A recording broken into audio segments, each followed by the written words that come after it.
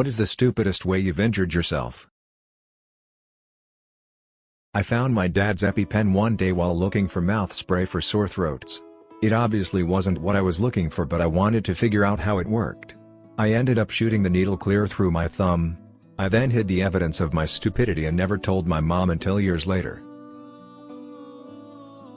I live in Minnesota, so I am used to kicking snow off my boots by slamming my toe part of the boot down on the ground.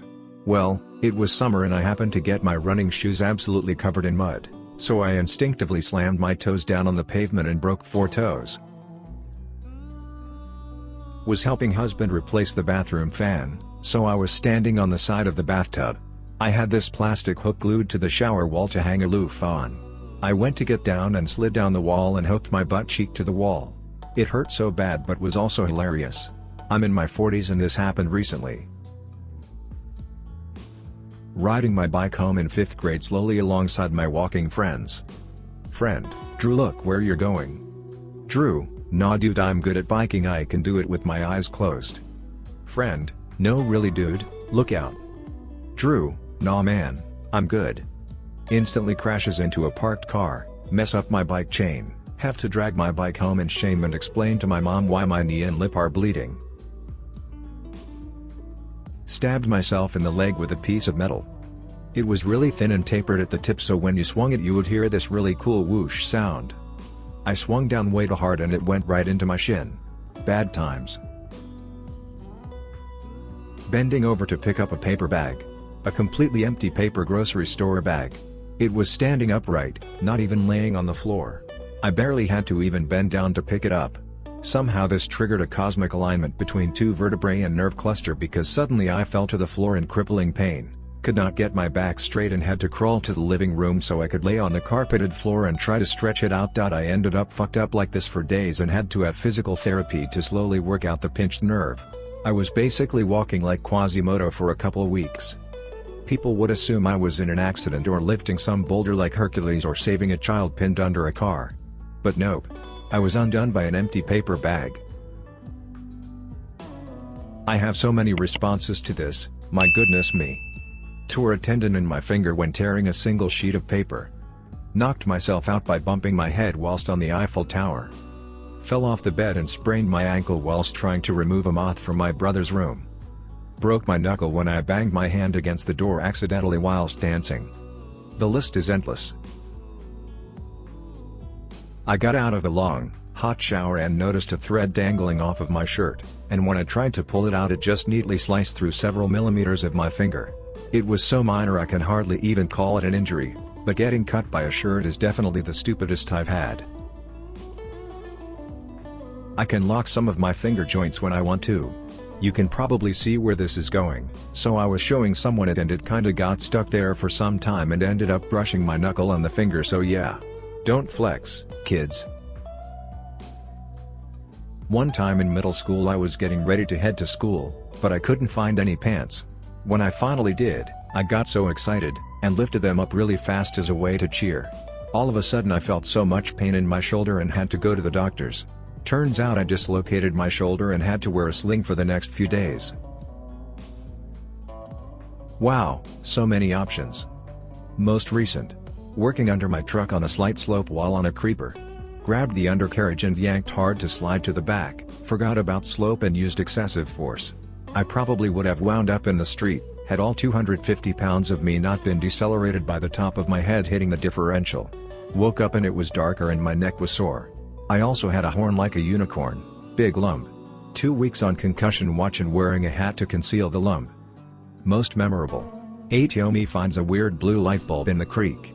Has what looks like mica inclusions in the glass and steel wool instead of a filament. Yomi goes into the closet with a 9V battery and 2 wires to find out what it looks like lit. I hold it between index and middle finger and apply the wires. Eureka! Like a flash I realize. It's a flashbulb. I am now blind, in a closet, 2 fingers melted to a hot flashbulb. Keystone Cops antics ensue, strangest. Talking to my sister on the landline in the kitchen. I have raccoon hands, always touching things, picking things up, etc. while talking. At one point I wind up with a peanut butter cookie in an open flame. Even I don't know how I got there, lol. Peanut butter cookie winds up on fire. I try to throw it into the sink, miss badly, cookie breaks up and flaming pieces fall on my bare feet. I learn there are a lot of nerve endings on top of my feet. Screaming somehow communicates problem to sister, who I can hear laughing on the dropped handset. Bonus. Forgot the cookie lesson regarding nerve endings. Barbecuing in a Weber kettle. In flip-flops. I spread out the pile of briquettes once they were ready. Bottom vents were open and hot embers fell on my feet. Poured beer on my feet and increased the vocabulary of nearby children. Showering at a hotel in a small stall with a slippery tile floor. Bent over to wash my feet, my butt hit the tap handle. I slipped, put my hands out to save myself and violently slammed the glass shower door open. I bashed my forehead and bridge of nose on the tile floor, had a major nosebleed and a giant goose egg on my forehead. I don't have bangs to cover that up. I thought I had escaped without the black eyes I expected after bashing my nose, but 2 days later I woke up with deep purple swollen eyelids. Luckily I had packed my seldom used makeup to cover the worst of it and I wore a hat in the daytime. I'm still shocked the shower door didn't shatter when it hit the wall. Got blunt rapiers, basically toys, from a friend that didn't want them. Buddy and I decided to have a sword fight. Did several rounds, and finally he jabbed me, right next to my eye, and I got scratched and bled a bit. So technically I have gotten cut in a sword fight. Pen through the roof of my mouth, don't lean back on your chair, kids. CK1 after shaven eyes, don't look at the mechanism whilst you're operating it. Road rash, check the brakes on your rental moped before you need to use them. Burnt hand, don't drop a sellotape covered penny into the glue bath and then try to recover it before the machine swallows it. I could go on but instead I'm going to take the time to reflect on how lucky I am to be still around to type this. When I was a kid in kickboxing, I was going up against someone way bigger than me. I was like 12 at the time and they were 18-ish. They were going real easy on me, but I still felt my ass getting handed to me, and at some point in a blind rage I threw all my weight into a blind left punch. I sprained my wrist by punching someone at a wrong angle. Had to have a cast for a good while. When I was 8 years old, I was with my mom and her friend at Home Goods. As we were walking around I saw a huge $900 sailboat replica. It was on the top shelf with other knickknacks on the glass shelves underneath it. I wanted to get a better look at it but my mom refused. As she and her friend walked away, I tried to climb up the shelves to see it. Next thing I knew, I was on the ground along with everything on the shelves. I wasn't hurt other than a cut on my knee, but everything on the shelves was destroyed. Luckily, my mom didn't have to pay for anything. While working at a restaurant I cut my thumb washing a knife and received a few stitches, not terribly stupid. The stupidest why a few days later, also while at work, I snapped my friend with a towel and I immediately heard/felt my thumb go pop. My thumb no longer worked, I couldn't bend it no matter how hard I tried. My tendon had severed from the force of snapping my friend with the towel. Surgeons had to open my thumb from top to bottom to find each end of the tendon to sew it back together. What was a small cut turned into a zigzag incision all the way down my thumb and into my palm, followed by a ton of stitches, followed by months of physical therapy.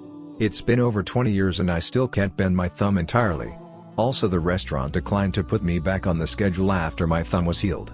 I was an idiot and couldn't really blame them. When I was 12 I was helping my mom trim our giant mulberry tree. In a moment of great intelligence, I held the end of the branch down with one hand and then cut closer to the tree with the other. The cut branch proceeded to fly up and cut my eye. Yup, my actual eyeball.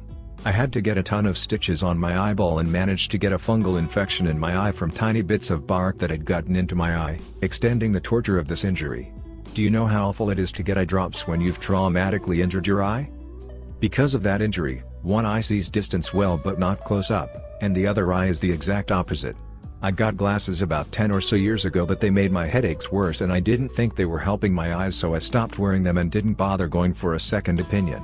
I just finally got new glasses and wow do they make a world of difference.